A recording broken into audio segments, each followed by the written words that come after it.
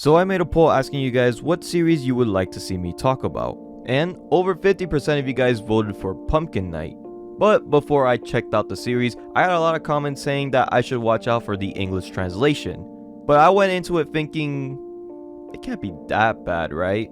But after reading it, I can honestly say that it basically ruined the whole series for me. But if you guys want to see more anime content like this one, then why not go down and hit that subscribe button. But without further ado, let's get on with the video. For those of you that don't know, Pumpkin Night is a horror slasher manga series that started in 2016 by Masaya Hokozono. It surrounds a young girl named Naiko Kirino who was bullied so badly in school that she had to be sent to a mental hospital. A few years later, she killed all the staff and escaped, left to wander around town with a pumpkin on her head. After she escapes, all she wants to do is get revenge on everyone who did her wrong in middle school. This earns her the name Pumpkin Night. This series is still going with 108 chapters translated as of this video, with Manga Planet recently purchasing the license so they could start making the official English translations. They currently only have 12 chapters out right now, with all of them being behind a paywall. Also, this series is split into 3 parts. Part 1 and a little bit of Part 2 are already translated, but for this video I'm only going to be covering Part 1. So if you want a video about me covering Part 2, then go ahead and comment below. Also, I want to add a disclaimer to not harass any of the translators. Even though we may not like how they're doing it, they're still translating a manga series that we've been wanting to read for a long time. And even though I'm mainly bashing on the translators, the series itself is not that great either.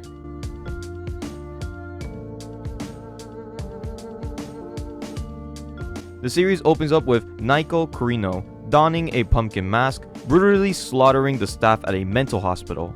The story then shifts to Asumi Nakatani, casually scrolling through Twitter. She receives a follow request from someone with the username Pumpkin Night. To humor them, she follows back, only to receive a direct message that reads, Asumi Nakatani, time to die. Asumi is freaked out by the message, when suddenly the doorbell rings. Glancing over the upstairs window, she spots a man holding a package at her door. Relieved, she rushes down to answer it. However, as she opens the door, the man collapses onto her, revealing a massive hole in the back of his head. Standing ominously behind them is a figure in an asylum uniform with a pumpkin on her head and a large knife with a metal scooper at the end of the handle. As the masked figure is getting ready to attack, Asumi closes the door on them and locks it. She falls and scrambles to call the police, but her phone rings with an incoming call from a boy named Kazuya. As she answers, Kazuya warns her that Naiko, a classmate that they once bullied, had escaped the mental hospital after killing the staff. Before Asumi can react, Pumpkin Night appears behind her, stabbing her in the back and gouging her eyes out. Asumi, now blinded and in excruciating pain, stumbles out of her house. Picking up Asumi's phone, Pumpkin Night starts her slow pursuit. Asumi wanders into the middle of the street and is tragically run over by a semi-truck. Kazuya, still on the phone, hears the chaos. Pumpkin Night picks up the phone and eerily says, Asumi is no more. She's dead, and you're next. The beginning of the series is taken straight out of my favorite slasher movie, Scream. Slashers are one of my favorite subgenres of horror. They revolve a killer hunting down a group of people, usually with a sharp object. However, not a lot of manga series deal with the slasher genre, so to hear about Pumpkin Night got me really excited. The whole slasher genre is dependent on the characters being interesting enough to follow and care for when they're getting brutally murdered by a mysterious serial killer. Movies like Scream, Friday the 13th, and Halloween are all staples of the slasher genre that nail both the characters and the actual slasher. While the Pumpkin Night slasher is compelling, I can't really say that for the rest of the characters. Also, I find it pretty funny that the first thing Naiko does when she escapes the mental hospital is to go back home, put on her old middle school uniform, and then take a bunch of selfies just to post on Twitter. The story continues at Asumi's funeral, where Kazuya meets with his old friends Arata, Saki, and Naruto. No, not that Naruto. They discuss Naiko's recent escape from the hospital and suspect her of killing Asumi. Saki expresses her hatred for Naiko, while Naruto suggests that they take matters into their own hands and kill her. Just then, Kazuya receives a message from Pumpkin Night, with the rest of the group getting follow requests. Saki panics and runs away, prompting the group to chase after her. She breaks down crying on a staircase when a yearhead approaches her, only for him to be murdered by Naiko. Amidst the chaos of a fire alarm, Naiko pushes Saki, hidden in a bag, towards Asumi's coffin. As the coffin is leaving, Kazuya spots Naiko waving goodbye and suspects Saki is inside the coffin. As they pursue the car, they discover that the yearhead's mutilated body displayed behind them. They continue their pursuit in a taxi, which is caused to crash by Naiko, killing the driver. At the cremator, Naiko watches with glee as the coffin is set on fire. Saki, still alive inside, struggles and is eventually heard pounding on the coffin by the pallbearers, who rushes her to the hospital. During surgery, Naiko kills the doctors and electrocutes Saki, who is later found by the boys, mutilated but still alive. The next day, a detective links the recent deaths to the boys and interrogates Kazuya. But before the interrogation, Naiko, disguised as Saki, attacks Kazuya but hesitates when he says her name while he's asleep. Kazuya recounts Naiko's history of bullying and the prank that happened at Halloween that started this whole revenge massacre. As he tells the story, Naiko gets visited by Saki's parents and she kills him, causing a fire that she uses to escape the hospital. In a final encounter, Naiko reveals to Kazuya that the fireworks were not the true cause of her disfigurement before running away. The volume concludes with Naiko attacking and kidnapping Naruto and his girlfriend, with us not knowing where she took them. So starting off with the positives, the art design by Sema Taniguchi is amazing and the goriest drawings I've ever seen. The art is very grotesque and relentless when it comes to showcasing dismembered body parts and its brutal but creative violence. The focal point of the series is definitely on the art and how outlandish they can be with the kills. However, they seem to focus more on the art rather than the story. Like I said before, the characters are the most important building block when it comes to not just slashers but in any story in general. If the characters aren't interesting, then the whole series basically flops. Thankfully, there are 3 characters in this series that make it not only engaging, but also stand out compared to other slashers. All the other characters are either not as interesting or just don't play a big role in the overall story. Naiko seems to be an insane serial killer in the first chapter, but throughout the story we learned why she's going after the main cast. We learn of all of the torment that the group put her through, and to an extent, you kinda start feeling bad for her. But then you have the main group, and even though they're the ones being targeted, you grow to dislike them early on. The only characters that really matter are Kazuya and Naruto. Arata is pretty much unimportant and plays no role in the story other than being a sidekick to Naruto. And Saki's sole purpose is to be tortured, basically. Kazuya in his first appearance is shown to feel bad about bullying Naiko. He was her only friend, even though he would literally watch her get bullied and never did anything about it. Naruto is the opposite. He physically and verbally abused Naiko for the sole reason that she was an easy target. He doesn't feel any remorse, and his thoughts about Naiko escaping is that he wants to find her and kill her. It's hard to root for any of these characters because they're all just bad people. Even Kazuya to an extent. I say that, but it's interesting to see the parallels between Kazuya and Naruto.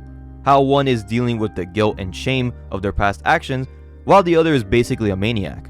It makes me feel like they're going to clash sometime in the future.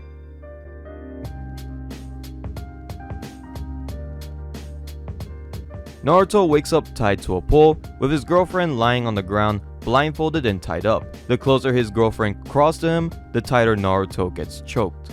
During all of this, Naiko live streams the encounter to the world, getting Naruto to admit what really happened on Halloween night. Naruto admits that it was him that set up the pumpkin prank, and it wasn't fireworks that caused their face to melt, it was sulfuric acid. And the reasoning was because it was just fun to bully her. Naiko kills his girlfriend and sets the wire to the door, so if anybody opens it, it would slice Naruto's neck. Meanwhile, Kazuya and Arata rush to the gym's storage room, thinking it's where Naruto is.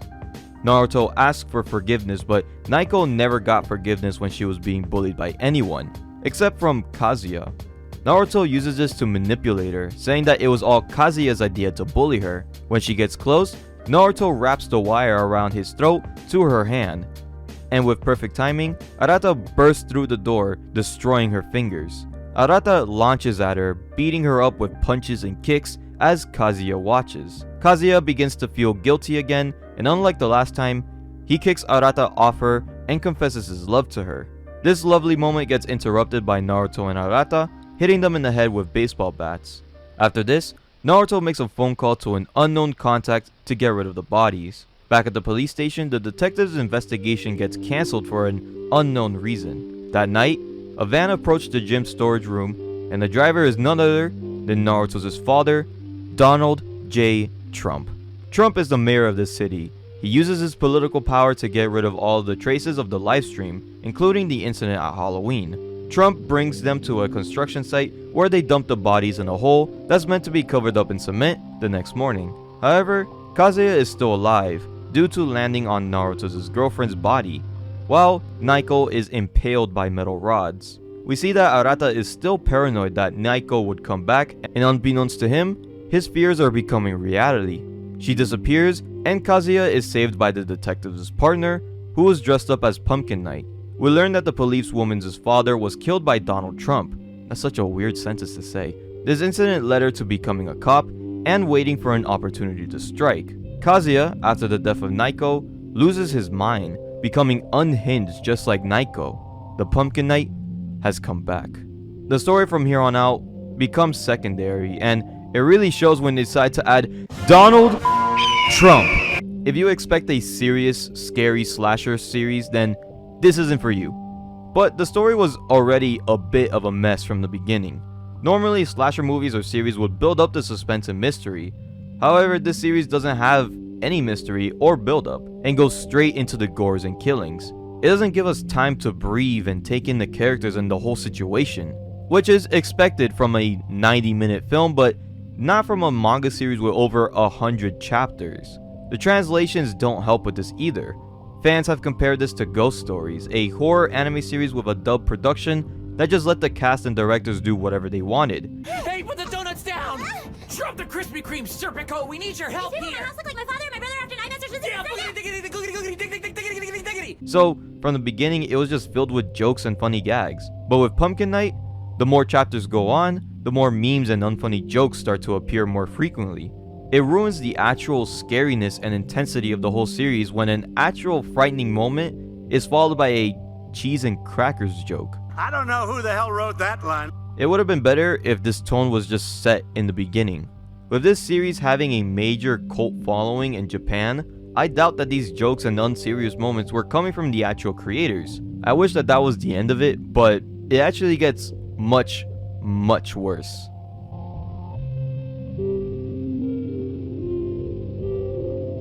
Arata is walking around on Halloween night when he's startled by a pumpkin mask and punches a woman in the face. He goes to Naruto's apartment, freaking out about Pumpkin Knight, resulting in him just getting kicked out. Arata rides the elevator down when suddenly he gets a wired wrap around his neck by Kazuya dressed as Pumpkin Knight, but he overpowers him and slams him to the ground. Kazuya starts stabbing Arata over and over until the elevator doors open up and he pushes Kazuya out. Arata limps back to Naruto's apartment with Kazuya in pursuit. Naruto drags Arata in as Kazuya repeatedly stabs the door. When Arata says that they should confess to the police, Naruto strangles him with a pillow, killing him and vowing to murder Kazuya. Then the story cuts to Kazuya burying Naoko's body, taking on the Pumpkin Knight personality to cope. Later we see that Trump is on the way to help out Naruto, and the police officer and Kazuya follow. In the apartment, Naruto has dismembered Arata's body, putting him in trash bags. On the way to the construction site, Kazuya throws a gas cylinder at the van, causing them to crash. They charge at the van, but then they get stopped by 6 Yakuza members. They savagely take them down and throw a lighter at the gas cylinder inside. The van blows up, burning Trump into a crisp, with Naruto escaping basically unharmed. Naruto runs to town, begging for help, but people think it's just another Halloween prank. Kazuya corners him into an alley, stabbing him in the head and shoving a bottle of sulfuric acid into his brain, melting his whole head in the process. Scrumptiddly-umptious. Who the hell wrote this script? Citizens partying capture a glimpse of Kazuya dancing on the roof with Naruto's dismembered head. The story then cuts to Kazuya in a mental hospital, saying that Nayaka will return one day. And the final scene of part 1 shows Naiko's hand rising from her grave. The conclusion of part 1 was really hard to get through. Not only are there some more jokes in the translations, but we start seeing racist remarks thrown around for no reason. From the Yakuza members using French slang to the N-word just being dropped randomly. it was already unfunny, but now adding slurs ruined how the series is presented. It's a shame because the art really is special. The drawings really carried the whole series, and I wish that the story was more of a focus. In the beginning, it felt like a refreshing entry in the slasher horror genre, but it quickly became a chaotic and absurd mess, with the fans' translations playing a big part in why. Pumpkin Knight's artwork is more of a focus than the actual story, leaving the characters to be poorly developed and leading to Donald Trump showing up.